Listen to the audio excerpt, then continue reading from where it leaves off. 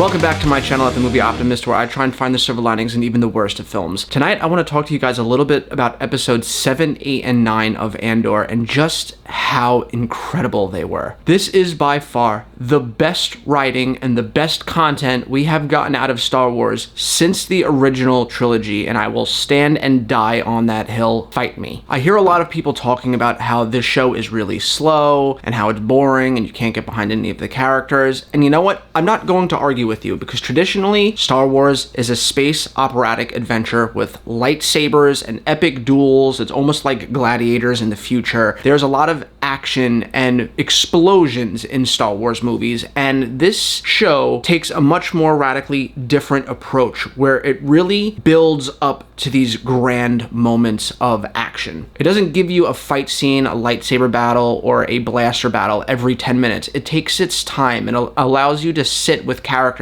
as they interweave behind the Empire's back and try and form this rebellion to take out the Empire, which is doing some pretty awful effing things in the galaxy. Now, I do agree that season 1 was overall more exciting and a little bit better than season 2, but episodes 7, 8, and 9 have been the greatest things we've gotten, and we would not have had such a satisfying conclusion to that arc without the first 6 episodes. The first 6 episodes has little bouts of action here and there, but it's really few and far between because it really takes its time. This is the Tinker Tailor Soldier Spy of Star Wars. We're getting to see how all of these people pretty much go underground and plot and plan these things that are going to set in motion the events that lead into Rogue One, where they get the schematics to the Death Star, which allows our hero Luke to figure out how to destroy it. And it's done predominantly behind the scenes where the Empire doesn't see it happening. They know it's happening, but they can't figure out from where because they're doing it in secrecy. So it's a lot of planning and talking in rooms, but that doesn't mean that there's not tension in the show. There's plenty of moments where spies for the rebellion are infiltrating the Empire and doing things that if they get caught, they can get killed. And there is a lot of tension in that aspect, but so many people just want pew pew, explosions, lightsaber battle, throw a giant monster in there, and that's just not what this show is. This is very much so the Game of Thrones of Star Wars. It takes its time and it builds, and there's this underlying tension that you feel with every episode as they build towards this climactic finale at the end of all of these arcs. And who would have thought we would have gotten a red wedding of the Star Wars universe? Episode 8 is one of the most hauntingly depressing episodes I've ever seen in Star Wars, and it is incredibly powerful. The soundtrack that's playing while the people of Gorman are chanting their theme song to the Empire is so chilling because you know something terrible is about to happen, and you literally come to a point where you forget to breathe because of how tense it is. And then the massacre happens, and it's horrific. And that's nothing that we've ever seen in a Star Wars before.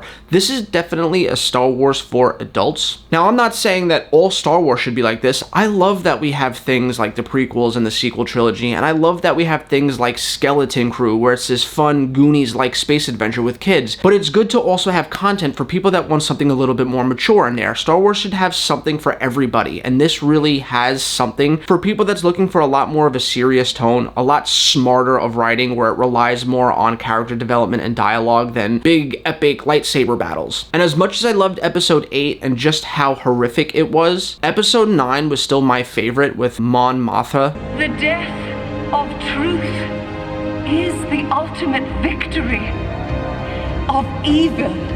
Having to give this speech to the Senate, knowing that it was going to put her in the crosshairs of the Empire, and when she delivers that speech... What happened yesterday on Gorman was unprovoked genocide. Yes! It's one of the most epic speeches I think I've ever seen in a movie. The weight and the impact of that final line of who she references as a monster. And the monster screaming the loudest. Helped create is so heavy, and she plays such a crucial part in the rebellion in this series that it literally took my breath away. And then watching Andor try and help her escape from this building that they're in, from now all of the Empire soldiers hunting them down to try and get her into custody, it was just so thrilling. And again, you wouldn't have that much of an impact if not for all the episodes that came before it, setting Mon Mothma up as a character and what she's all about, and really getting you to care about her and feel bad about her because of all the sacrifices that she made. And now she just made the ultimate sacrifice in putting a target on her back, and now it's up to Andor and the rebels to keep her safe while she can continue to grow this rebellion. The monster who will come for us all soon enough. It is just so masterfully done, and yes, maybe it's not as exciting in the first 6 episodes, but if you can stick with it, the payoff here is immense. It is so wonderful. Now, I could only hope that episodes 10, 11, and 12 stick the landing. Only time will tell. I am so foaming at the mouth, deliriously excited to see what we get next week, and I can't wait to talk to you guys about it at the end of episode 12. I cannot wait for it to end so I could go fresh in and watch Rogue One again. I've been putting off watching it until the series ends because I want to watch it with new eyes, having seen all of the events of Andor, because it's just going to add to my level of respect for the Andor character in Rogue One, knowing everything that he's gone through. But yeah, let's talk about it in the comments down below, guys. What did you think of this season of Andor so far? Maybe you're bored of it and you just want lightsaber battles and you think that it's really slow.